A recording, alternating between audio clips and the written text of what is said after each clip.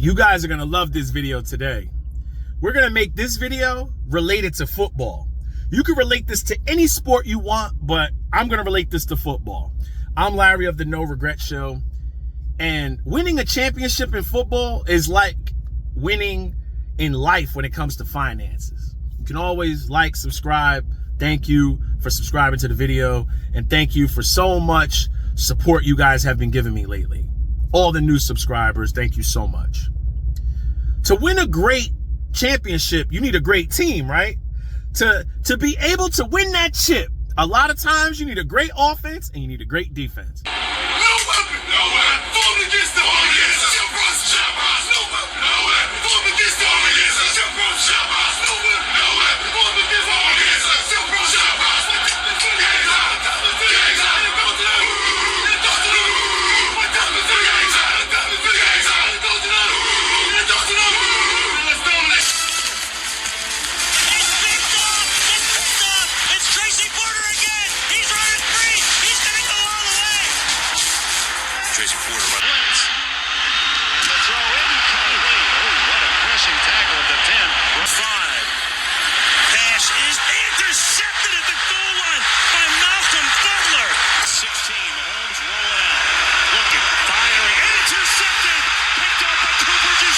Your offense is your income.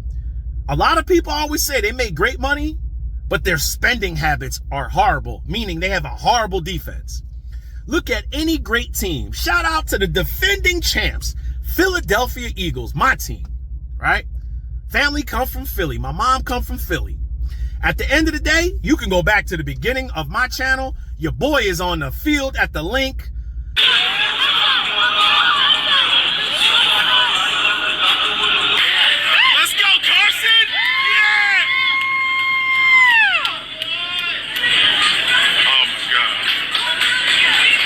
Cheering on his team. I'm in the tunnel. I've been a diehard Eagle fan since the Randall Cunningham years. Now, when you look at the Eagles Super Bowl win, we're going to go back to every great team that won a Super Bowl.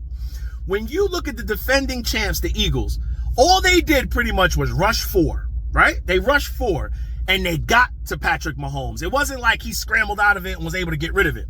They rushed 4. What does that mean? They were able to drop everybody back in coverage, and he had nowhere to go with it, and he got sacked. Look at every great team. They had a great defense. When you look at Drew Brees, when he won a Super Bowl against Peyton Manning, high-powered offense, but Tracy Porter picked off Peyton Manning, and I believe he took it to the house at the end of the Super Bowl. Great defense. They had a great defense back then. When you look at the Baltimore Ravens, who was the quarterback of the Baltimore Ravens when Ray Lewis played there? I don't know who it was. I think it was Trent Dilfer, maybe? Who was the quarterback, right?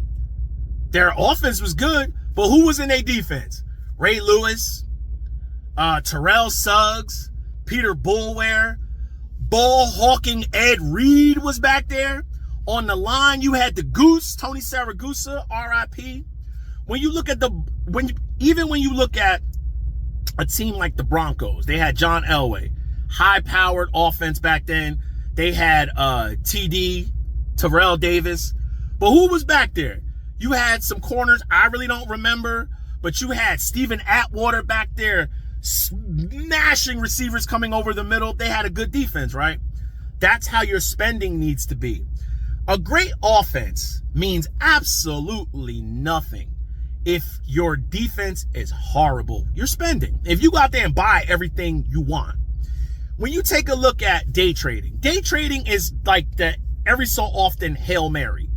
You may get lucky, but if you're playing a good defense and they drop back in a prevent or you know what I'm saying? Or if they got everybody because they know what you got to do, you're down by a touchdown and need a 2-point conversion and you're on the 20-yard line, what are you going to do?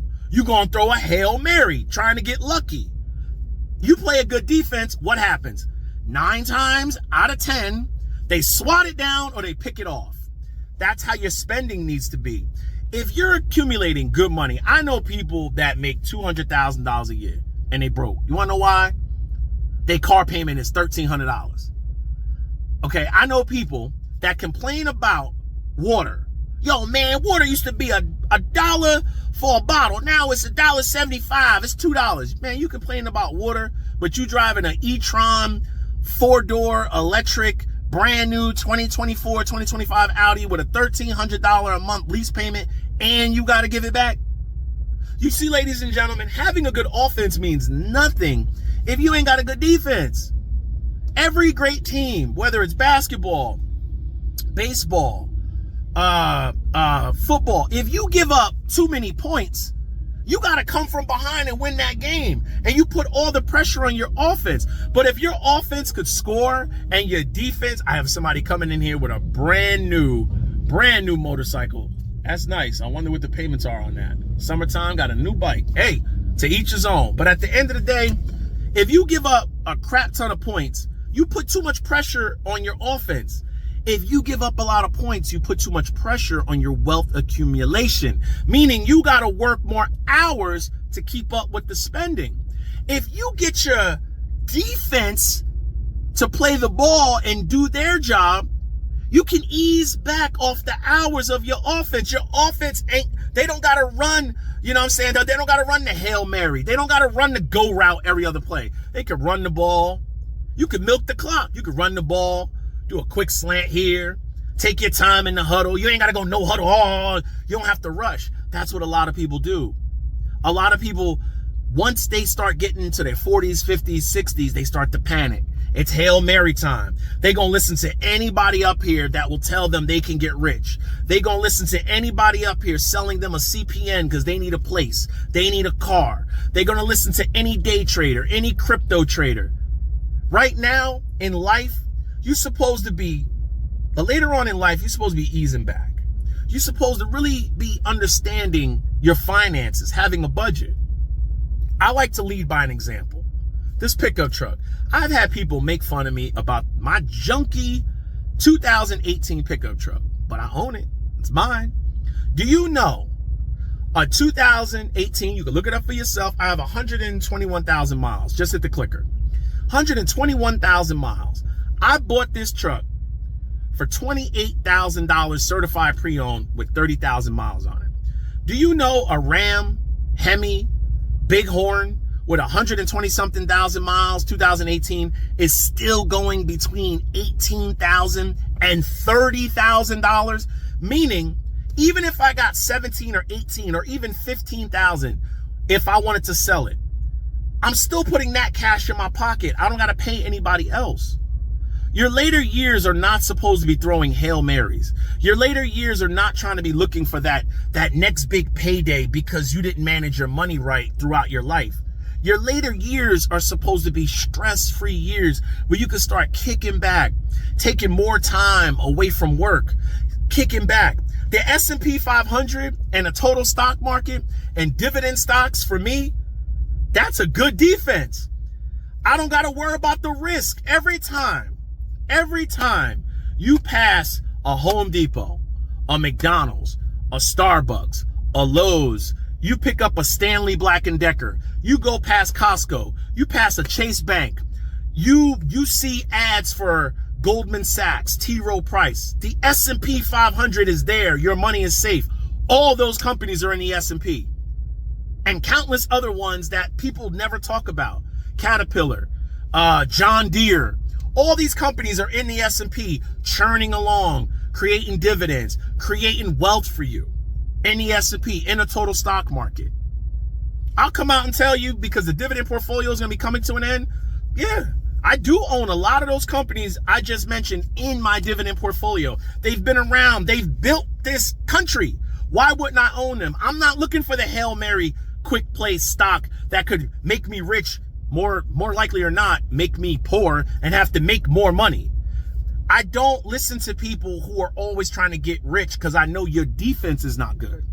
You may get lucky with a Hail Mary, and your defense is going to have you give up a Hail Mary.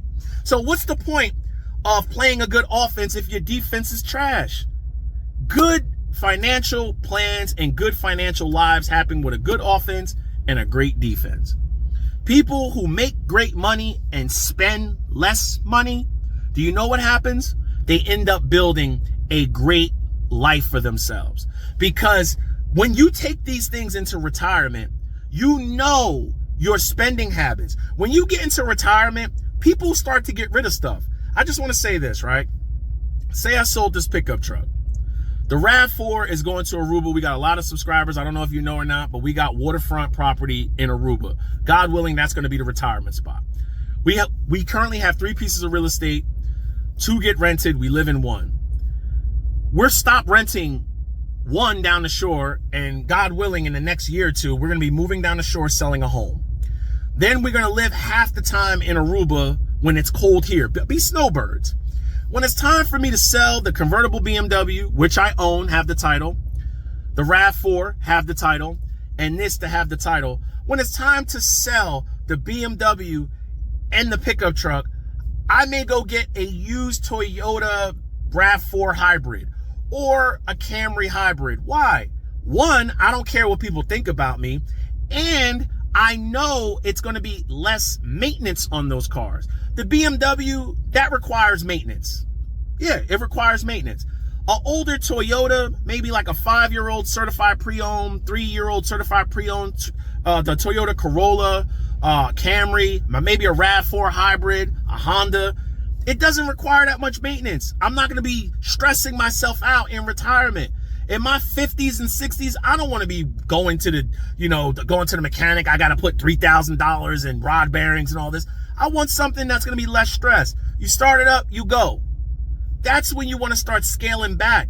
So when it's time to get that, and I sell this and I sell the Beamer, you pay that off in full. Now, guess what?